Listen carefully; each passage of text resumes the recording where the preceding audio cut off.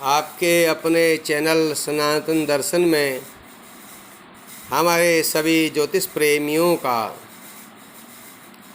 प्रिय श्रोताओं का, दर्शकों का हार्दिक अभिनंदन। आज व्ययेश के बारे में विचार करने का प्रयास करते हैं। ये व्यय स्थान है, खर्च स्थान 12वां। तो इससे शरीर का विचार होता है, व्यय खर्च का विचार होता है, शरीर का व्यय भी इसी स्थान से विचार किया जाता है, अर्थात शरीर का खर्च इसी स्थान के ग्रहों के आधार पर होता है। इसके अलावा अनेक प्रकार का व्यय, जैसे विवाह का व्यय, धार्मिक कार्यों में व्यय, यात्रा का व्यय, घर मकान बनाने का व्यय, वाहन आदि खरीदने का व्यय, कर्ज देने और लेने का विचार, स्वर्ग का विचार, नरक का विचार, मोक्ष का विचार और पुनर्जन्म का विचार, विदेश यात्रा आदि के बारे में 12वें स्थान से ही विचार किया जाता है। ये 12वां स्थान है, द्वादश स्थान। देखिए, एक बात विशेष ध्यान देने की है, 12वें स्थान का स्वामी किसी भी भाव में हो और उच्च का हो तो मनुष्य को दीर्घायु प्राप्त होती है और वह संसार में अच्छे कार्यों में खूब व्यय करता है। तो व्यय तभी करेगा जब उसके पास धन होगा। तो व्यय का संबंध आमदनी से भी है। जब आमदनी होगी तभी तो व्यय करेगा। 12वें का स्थान का मालिक उच्च होने पर दीर्घायुष्य प्राप्त करता है। 80 से 90 वर्ष की उम्र होती है। तुला लग्न हो और 12वें स्थान पर सूर्य बैठा हो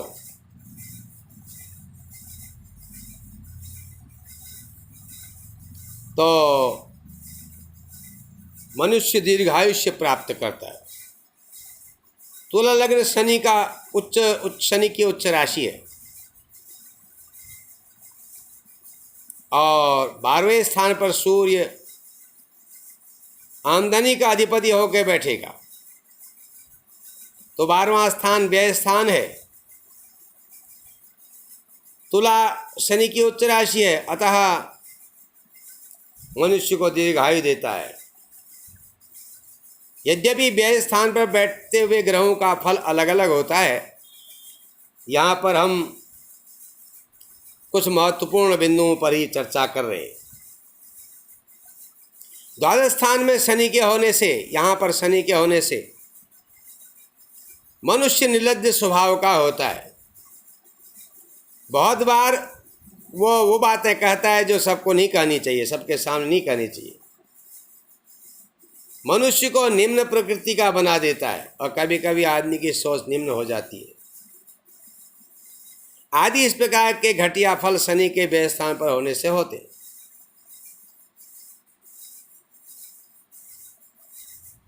देखिए, हम यहाँ पर 12वें स्थान के अधिपति के अलग फल के बारे में चर्चा करेंगे।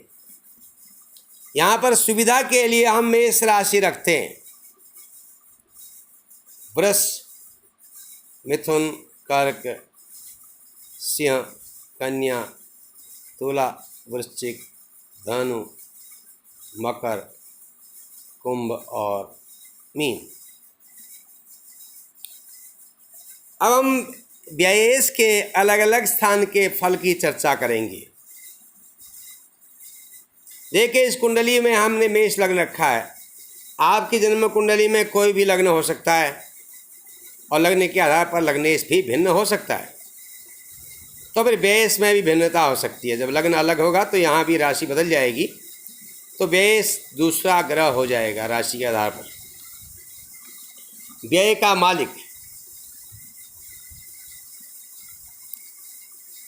तो देखिए,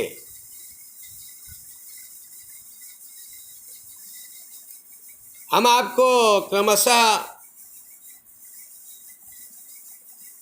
व्यय स्थान के स्वामी के अलग भाव में बैठने का फल की चर्चा करने जा रहे हैं। तो ये व्यय स्थान का स्वामी यहाँ बृहस्पति बनेगा। आपकी कुंडली में कोई दूसरा ग्रह हो सकता है। तो व्यय स्थान का स्वामी अगर लग्न में बैठता है, यहाँ पर व्यय का स्वामी बृहस्पति होगा, वो अगर लग्न में होगा तो मनुष्य के जीवन में धन की कमी रहेगी, वह कम विद्वान होगा और उसका विद्या अध्ययन बढ़िया नहीं हो सकता। उसकी प्रवृत्ति गलत कार्यों की तरफ जा सकती है और उसे पत्नी का सुख भी कम मिलेगा। अब आइए, व्यय बृहस्पति यहाँ पर व्यय से है तो दूसरे स्थान पर बैठ जाए तो यहाँ पर खर्च अधिक होगा। मनुष्य अपने ठाट बाट के लिए खर्च करेगा, शुभ कार्यों में खर्च करेगा। उसके अंदर उसकी वाणी में विकलता हो सकती है, वाणी वैकल्प्य हो सकता है, वाणी में अस्पष्टता हो सकती है। उसके धन का व्यय अचानक हो सकता है। जिस कार्य के लिए उसने धन को जमा किया हो, जरूरी नहीं है वो उस कार्य के लिए होगा। तो हम यहाँ पर बृहस्पति को रख देते हैं, व्ययेश को। लग्न की चर्चा कर चुके हैं। तो यहाँ पर व्यय के स्थान बृहस्पति के होने से ये सब फल होगा। उसके विचार कुटुंबी लोगों से नहीं मिलेंगे, कुटुंब में उसकी अशांति रहेगी। और यदि व्यय बृहस्पति तीसरे भाव में होगा तो उसके अपने भाइयों से अच्छे संबंध नहीं हो सकते, उसके भ्रातृ सुख में बाधा होगी और कभी कभी वह दुस्साहस वाले काम करेगा। उसके भाइयों से तानातानी चलेगी। यदि व्यय स्थान का अधिपति चौथे भाव में आ जाए, बृहस्पति यहाँ चौथे भाव में आ जाए, तो माँ के लिए कष्टप्रद होगा। मकान वाहन आदि के सुख में बाधा होगी। घर मकान वाहन जरूर हो सकता है, लेकिन उससे उसका वह लाभ, उसका वह सुख नहीं ले सकता। बहुत बार आपने देखा होगा, लोग मकान बनाते हैं तो उसके बाद उनका स्थानांतरण हो जाता है, तो दूर चले जाते हैं, तो घर में आने का मौका बहुत कम मिलता है। ऐसे ही वाहन, दुकान आदि के बारे में भी होगा, संपत्ति के बारे में। यदि व्यय स्थान का स्वामी पंचम भाव में हो तो संतानोत्पत्ति में बाधा करेगा। संतान हो जाने पर भी संतान में रुकावट तो होगी। अगर संतान हो जाए तो संतान से प्रतिकूलता रहेगी। वो मनुष्य अपने संतान के लिए बहुत धन खर्च करेगा। इस प्रकार के मनुष्य को दुर्व्यसन भी हो सकते हैं, जैसे जुआ खेलना।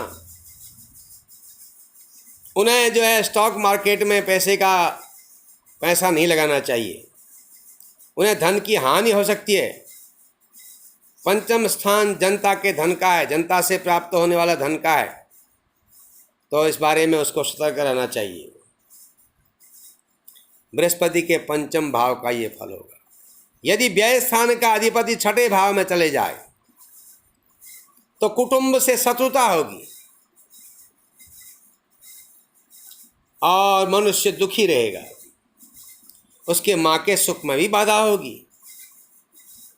वो कंजूस होगा, शत्रुओं से विवाद भी होते रहेंगे। व्यय अगर बृहस्पति इस कुंडली के अनुसार सप्तम भाव में आ जाएगा तो मनुष्य पत्नी के कारण धन का व्यय करता है, उसके सुख में बाधा रहती है। दाम्पत्य सुख में हमेशा बाधा रहेगी, विचारों में टकराव होगा या पत्नी बीमार रहेगी। इस प्रकार से अनेक प्रकार की संभावनाएं हैं जिससे पत्नी के सुख में बाधा होगी। यदि व्यय यहाँ पर शुभ ग्रह है तो शुभ ग्रह होने से इसका फल कुफल कम हो जाएगा। अगर पाप ग्रह हो तो तलाक भी हो सकता है, कफ के रोग हो सकते हैं, मनुष्य का स्वभाव खुरापाती हो सकता है, वो गलत कार्यों में लग सकता है। यदि व्यय स्थान का अधिपति अष्टम भाव में हो तो मनुष्य बोले मधुर होता है, मीठा बोलता है, दूसरे के सहयोग से उसके जीवन में लाभ होता है। शुभ ग्रह होने से अच्छा फल प्राप्त होता है। पाप ग्रह होने से मनुष्य दुर्व्यसनी हो सकता है, गलत मार्ग में जा सकता है, छिप के पाप करने वाला हो सकता है। यदि व्यय स्थान का स्वामी नवम भाव में हो तो मनुष्य अपने हितैषी लोगों से भी द्वेष करता है, जो उसका हित चाहते हैं उन पर उसको विश्वास नहीं होता। मित्रों से भी उसका विवाद हो सकता है। यहाँ पर शुभ ग्रह होने पर मनुष्य गुणवान होता है, बुद्धिमान होता है और धार्मिक भी होता है। अच्छे कार्यों में वह धन को खर्च करता है, यज्ञ यागादि कार्यों में, तीर्थादि कार्यों में, तीर्थाटन में वह धन का व्यय करता है। यदि व्यय स्थान का स्वामी दशम स्थान में चले जाए, ये बृहस्पति यहाँ पर व्यय स्थान का स्वामी है, तो ऐसे लोगों को पिता के सुख में बाधा होती है। वो सरकार के कामों में उसका पैसा लग जाता है, खर्च हो जाता है, कभी कभी कोर्ट कचहरी में खर्च होता है। ऐसे मनुष्य बाहर जाके धन कमा सकता है, वह न्यायप्रिय भी हो सकता है, मेहनती हो सकता है, लेकिन जितना मेहनत करता है उतना लाभ उसे नहीं मिलता। यदि व्यय स्थान का स्वामी 11वें स्थान पर हो तो ऐसे मनुष्यों को दूसरे का धन मिलता है, उसे जिंदगी में घाटा भी होता है और उसका आकस्मिक व्यय हो जाता है, लेकिन वह सबके हित की बात सोचता है, वह अन्याय करना पसंद नहीं करता। और यदि 12वें स्थान का स्वामी 12वें भाव में हो, जैसा इस कुंडली में व्यय इस बृहस्पति है, तो आदमी का खर्च बीमारी के कारण होता है, वो रोगग्रस्त रहता है। यद्यपि वह धन कमाता है, वह कार्य करने में ढीला होता है, आलसी होता है, वह ज़्यादा आराम तलब होता है, उससे नींद अच्छी लगती है। स्वयं की बीमारी में अथवा परिवार कुटुंब के लोगों के बीमारी में उसका धन खर्च हो जाता है।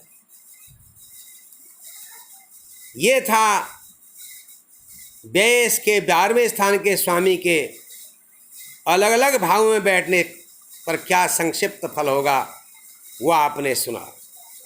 आशा है आपको ये वीडियो अच्छा लगा होगा। हर हर महादेव।